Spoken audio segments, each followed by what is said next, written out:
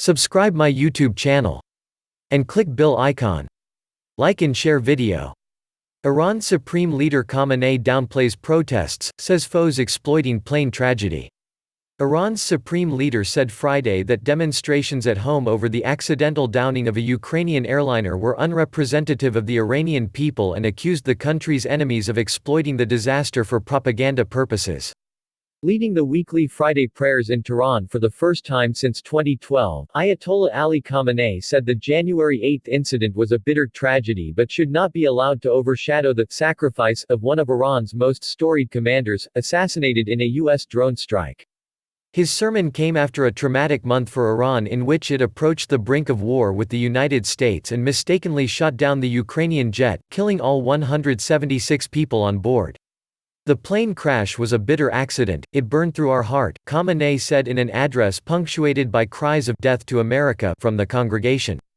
But some tried to portray it in a way to forget the great martyrdom and sacrifice of Major General Qasem Soleimani, the head of the foreign operations arm of Iran's elite Revolutionary Guards, who was assassinated in Baghdad on January 3. Khamenei said Iran's enemies had tried to use the plane tragedy to undermine the Islamic Republic. "Our enemies were as happy about the plane crash as we were sad," he said. "The spokesmen of the vicious American government keep repeating that we stand with the people of Iran. You're lying," Khamenei said. He also slammed Britain, France and Germany, which on Tuesday decided to trigger a dispute mechanism in the 2015 nuclear deal with Iran, following U.S. threats to impose tariffs on European cars. "It has been proven now, after about a year, that they are, in the true sense of the word, America's lackeys," he said. President Donald Trump reacted by tweeting that Khamenei should watch his words. The so-called Supreme Leader of Iran, who has not been so supreme lately, had some nasty things to say about the United States and Europe, Trump tweeted. "Their economy is crashing, and their people are suffering. He should be very careful with his words. The deceived ones." The air disaster triggered scattered protests in Tehran and other cities, but they appeared smaller than nationwide demonstrations in November in which Amnesty International said at least 300 people died. On Friday, anti-riot police staged a massive deployment in Tehran, an AFP correspondent said. Khamenei said the protesters were unrepresentative of the Iranian people, who had turned out in their hundreds of thousands in what he called a million-strong crowd for Soleimani's funeral. Praising the slain general, Khamenei said his actions beyond Iran's borders were in the service of the security of the nation and that the people support resistance against its enemies. "It was people like Soleimani, not the protesters, who had devoted their lives to Iran," Khamenei told thousands of worshippers who crammed into the mosque and spilled into the snowy streets outside. Divine help.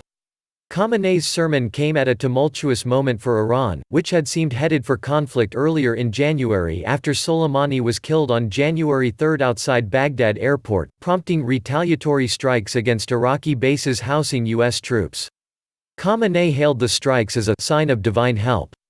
"It was a strike to their reputation, to America's might. This cannot be compensated by anything, sanctions cannot return the lost prestige of America," he said. The animosity between Washington and Tehran has soared since U.S. President Donald Trump unilaterally withdrew from a landmark nuclear deal in 2018 and reimposed biting sanctions. Russian Foreign Minister Sergei Lavrov on Friday urged a de-escalation of the tensions and an end to the constant threats. "The plane tragedy is a very serious red flag and signal to start working on de-escalation and not on constant threats and combat aviation flights in this region," Lavrov said. Iran's Foreign Minister Mohammad Javad Zarif said Friday he had met his Canadian counterpart François-Philippe Champagne in Oman to discuss cooperation among nations affected by the disaster. The Boeing 737 was carrying 63 Canadians among other nationalities when it was shot down. "Politicization of this tragedy must be rejected. Focus on victims' families," Zarif tweeted. Canadian Prime Minister Justin Trudeau urged Iran to hand the plane's black boxes to France, saying it has one of the few laboratories capable of properly examining them. In June 2019, Iran and the United States had also appeared to be on the brink of direct military confrontation after Tehran shot down a U.S. drone it said had violated its airspace. Trump said he called off retaliatory strikes at the last minute. President Hassan Rouhani said Thursday that Iran was working daily to prevent military confrontation or war, and maintained that a dialogue with the world was still possible.